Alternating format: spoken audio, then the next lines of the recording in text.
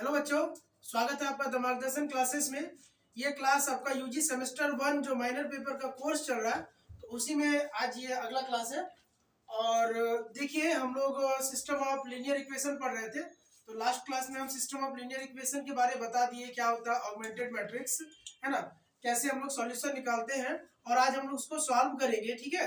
इससे आपको ये पता पड़ेगा, जैसे 12 में आप लोग क्या किए होंगे ना कि सिस्टम ऑफ लीनियर इक्वेशन को हम लोग सॉल्व करते थे, तो हम लोग डिटरमिनेंट निकालते थे, माइनर्स, कोफैक्टर्स, है ना, इनवर्स, एडजॉइंट, वो सारा निकालने के बाद एक्स वाई जेड का वैल्यू आता था। तो उसको हम लोग सिस्टम ऑफ लीनियर इक्वेशन को वहाँ उस टाइप से सॉल्व किए। अब यहाँ उसका एक शॉर्टकट है। शॉर्टकट मतलब थोड़ा सा इलेबोरेट किया गया, और वही है ना, वो मेथड दिया गया। कौन सा? ऑगमेंटेड मैट्रिक्स वाला मेथड। वो हम लोग लास्ट डे डिस्कस तो जरूर किए, आज उसको सॉल्व करेंगे, ठीक है। तो यदि आपने इसके पहले का क्लास नहीं देखा तो आप देख लीजिए। और हमारे एप्लीकेशन में आपका माइनर पेपर का कोर्स है, आप उसको परचेज कर सकते हो। कोर्स बहुत सस्ता है और उसमें हम सारा इंपॉर्टेंट जो भी है सारा डालेंगे, अभी डाले नहीं है। उसमें सारा कुछ अपडेट किया जाएगा। इसका पीडीएफ साथ ही साथ उसमें क्लास में रहता जरूर है, ठीक है। तो चलिए ठीक है, क्वेश्चन हम लिख लेते हैं। आज ज्यादा कुछ नहीं, बस इसको सॉल्व करेंगे, क्योंकि यदि आपने नहीं देखा है क्लास आगे का तो आप देख लो उसको, ठीक है। तो ये ज्यादा समझ में आएगा। लेकिन हम यहाँ सिर्फ फॉर्मूला बस इतना थोड़ा सा बता देते हैं कि आपको इतना बताया गया कि ये जो होता है कि रैंक ये ना, तो rank of augmented matrix A B ये इक्वल यदि है रैंक ऑफ ए के, है ना, यदि ऐसा नॉन होमोजेनियस के लिए, किसके लिए?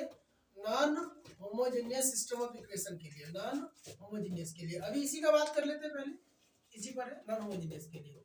तो ऐसा यदि रहता है और वो इक्वल टू एन होता है, तो उस टाइम पे हम लोग यूनिक सॉल्यूशन होता है। क्या होता है? Unique solution, unique solution.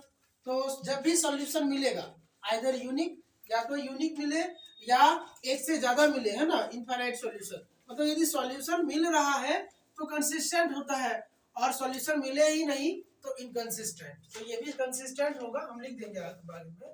पहला। और दूसरा कि रैंक ऑफ ए बी यदि इक्वल है रैंक ऑफ ए से, लेकिन वो एन से छोटा है। एन क्या है? अननोन है।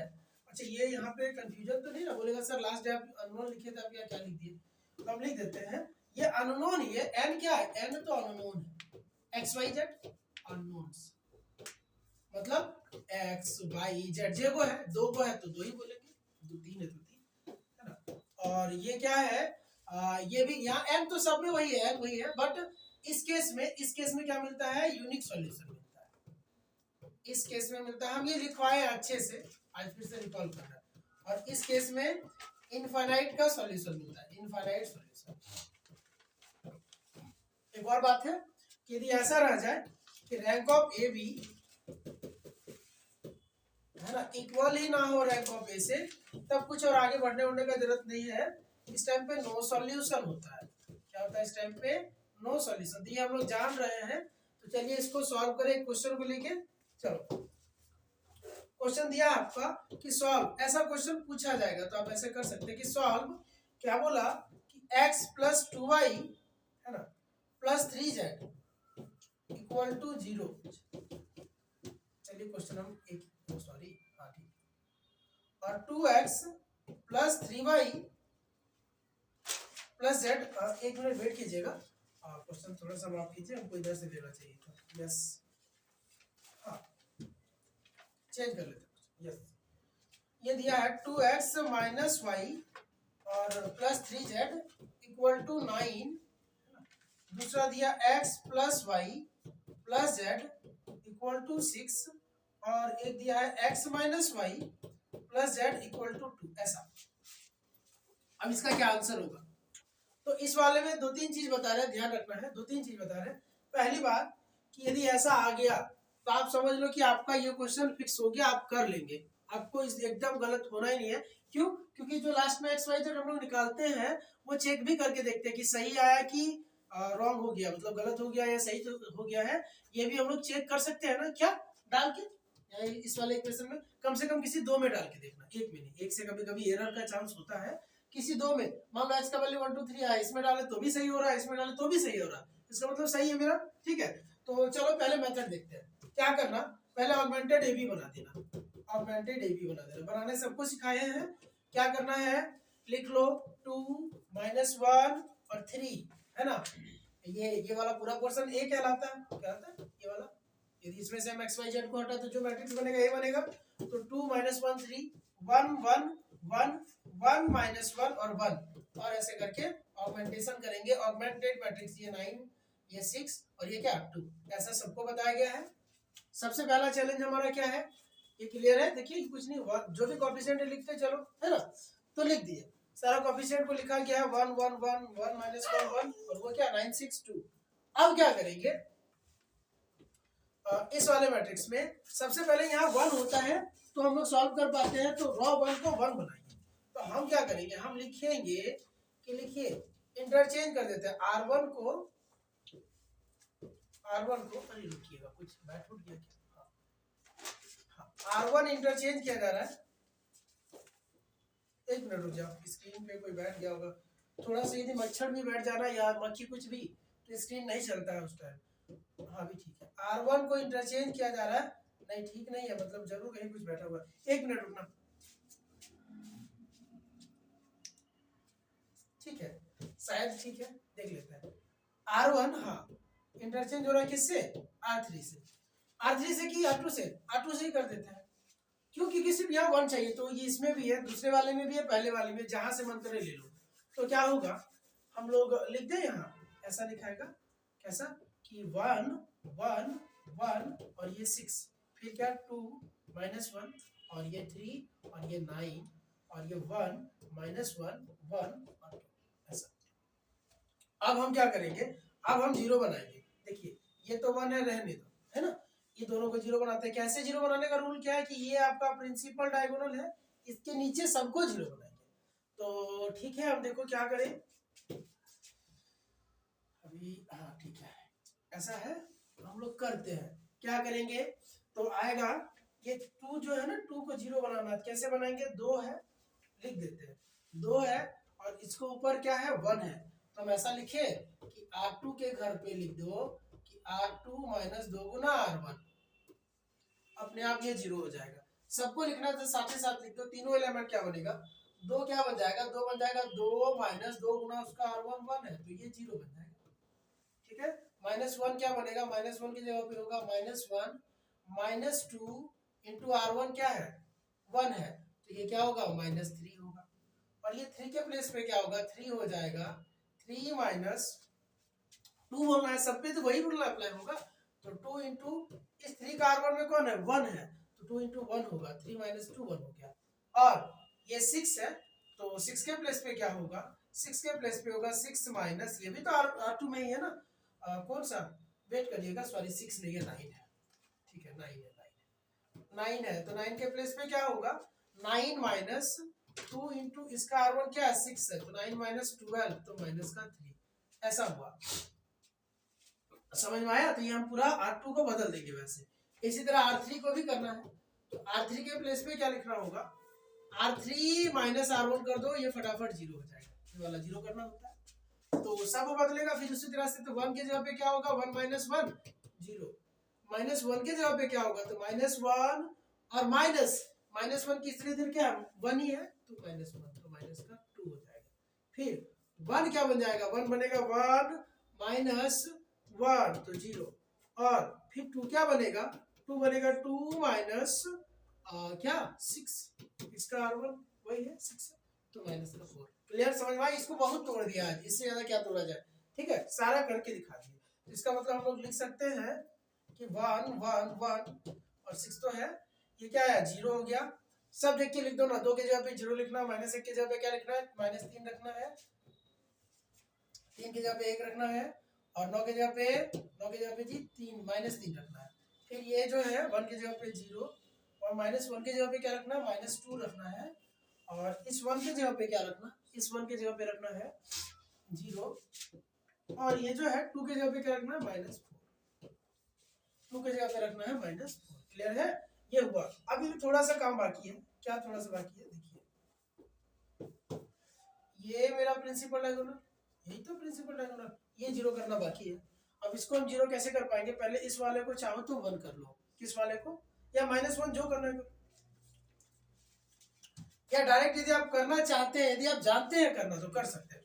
देखिए ये वाले को जीरो करना है, इसका हेल्प लेके, ऊपर वाले का नहीं, क्योंकि ऊपर वाले का हेल्प लेंगे तो ये तो जीरो बनेगा बट ये फिर बदल जाएगा, इसलिए हम किसका हेल्प लेंगे, R2 का। हम लिखेंगे कि R3 के जगह पे यदि हम ऐसा लिख दे कि R3 तो है, मतलब -2 तो है, -2 है, और प्लस 3 तो मतलब यहाँ पे मतलब माइनस करेंगे तो माइनस, और -3 तो पहले से है, और इस वाले को यदि मल्टीप्लाई कर दिया जाए किससे, किससे बताइए, 2/3 से, तो जैसे ही मल्टीप्लाई करेंगे तो ये जो मेरा -2 था ना, अब देखो क्या बनेगा, 3 से 3 कट जाएगा, और -2 और ये -+2 जीरो होगा कि नहीं। तो ये हम रूल लिखेंगे, ये हम रूल लिखेंगे कि R3, एक मिनट देखते हैं, R3 माइनस, समझिएगा कितना, 2/3 और R2, ये यहां से रूट हो निकल के आया यहाँ से।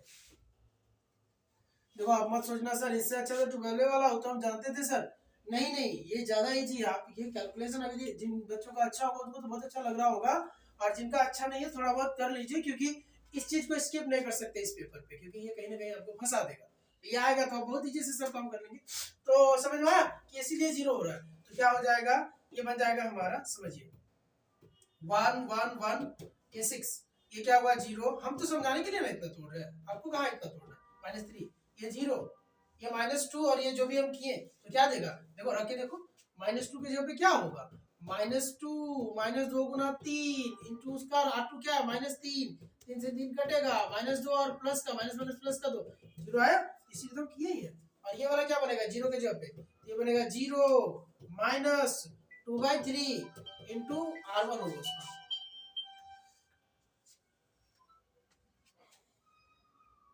हेलो, ठीक,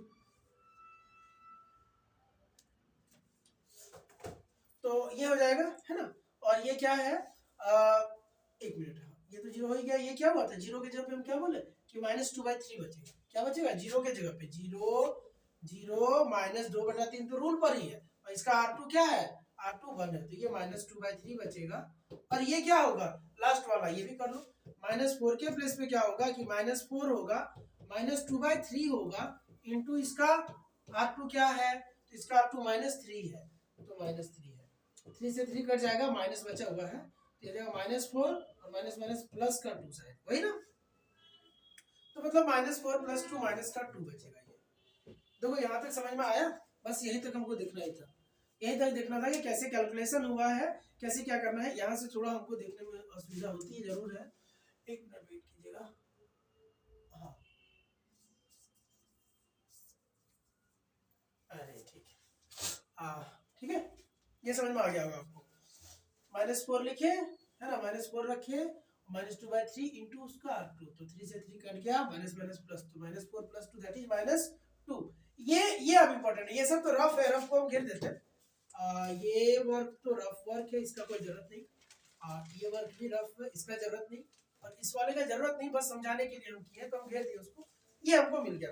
अब आपका तुरंत आंसर आ जाएगा, XYZ का जो आंसर है वो आपको तुरंत मिलेगा। क्या मिलेगा, बस इतना तो आपको दिख गया कि चलो इतना है। अब हम लिखेंगे, समझिए कि देयरफॉर हमको क्या मिला, हमको मिला ऑगमेंटेड मैट्रिक्स ए बी कैसा मिल गया, ये जो है अभी मिल रहा है, कैसा मिला, थोड़ा सा वेट करना, देख लो क्या मिला, 1 0 0 1 -3 0 है ना, 1 0 0 1 -3 0, और क्या मिला, मिला 1 1 -2/3 1 1 -2/3,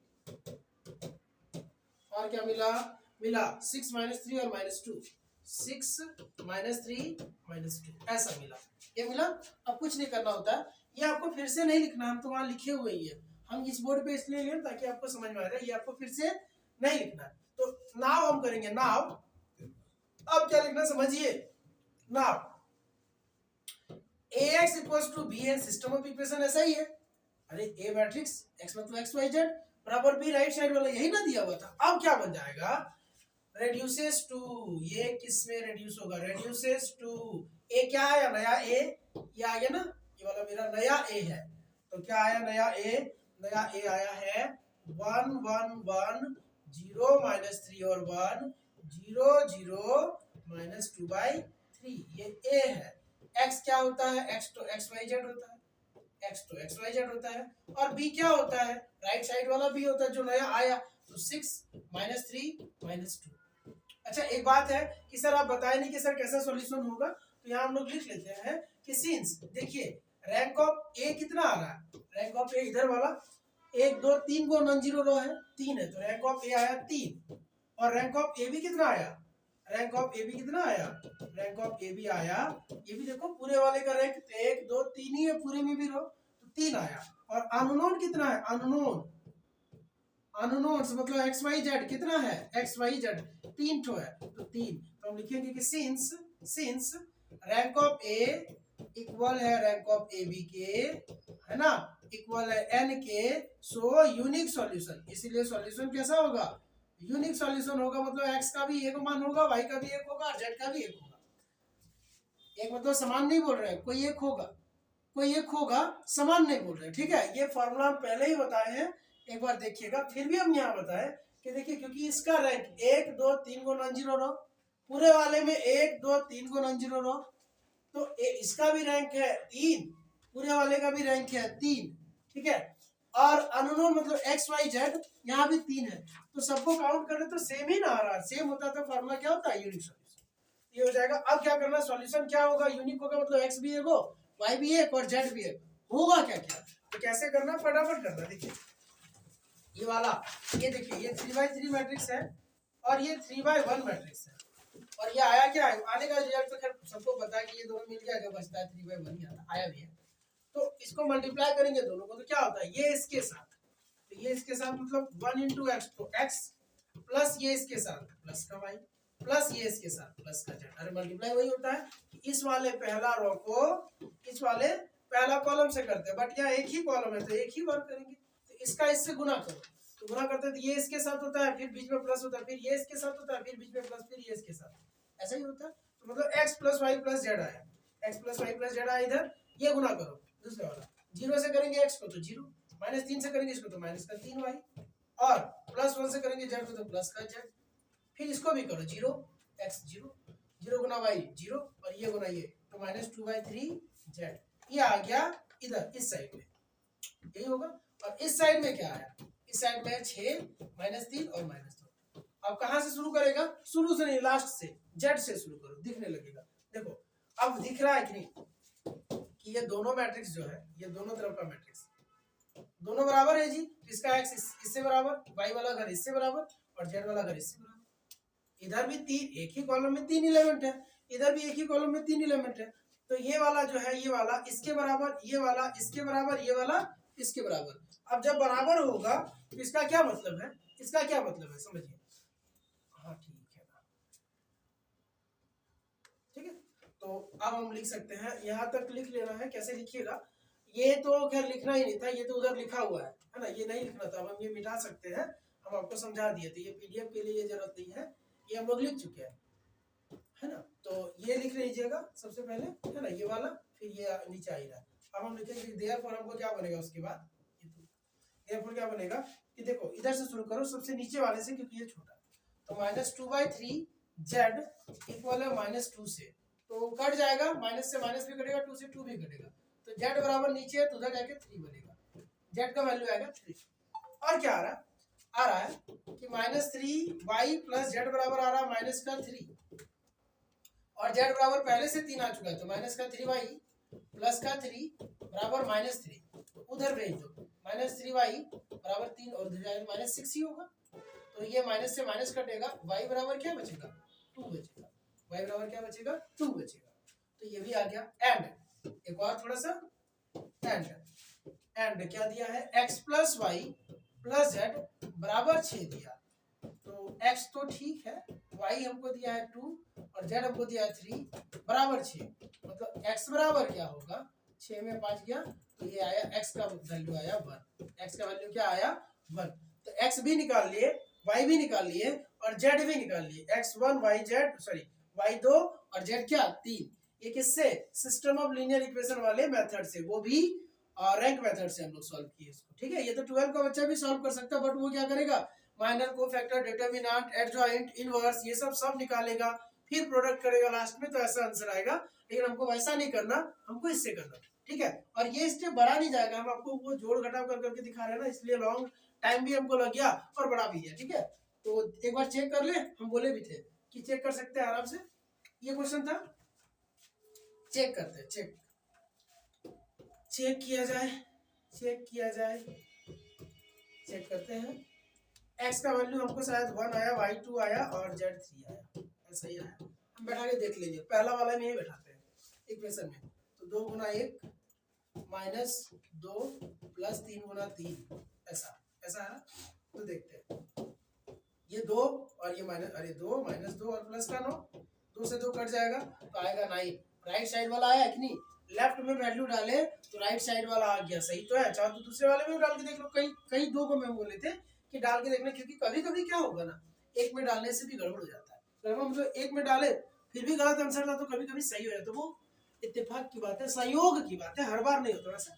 तो ये मेरा क्या होगा, x की जगह पे 1 रख दो ना, 1, y की जगह पे 2 और z की जगह पे 3, तो 1 2 3 आ गया कि नहीं राइट साइड वाला। ये भी सही है, ये भी सही है, 2 में चेक हो गया, मतलब मेरा आंसर सही है और चेक को करने की जरूरत नहीं है। तो ऐसे करके हम लोग आंसर को चेक भी कर सकते हैं, क्लियर है।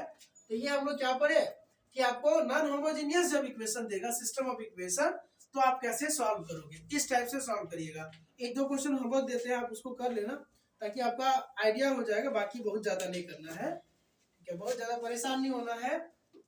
आप सब्सिडरी सुनिए, मतलब वही है, माइनर है तो माइनर बस प्रोसेस आना चाहिए, सर वही देखना चाहते हैं, आंसर भी आना जरूर चाहिए। तो बस ठीक है, स्टेप मार्किंग भी मिलेगा, लेकिन आपको सही से करके आना है। प्रोसेस आ रहा तो अच्छी बात है, तो हमको पूरा टाइम नहीं लगा देना है, हमको कम टाइम पे अपना ज्यादा काम करना है। ये हो गया। एक और क्वेश्चन हम देते हैं,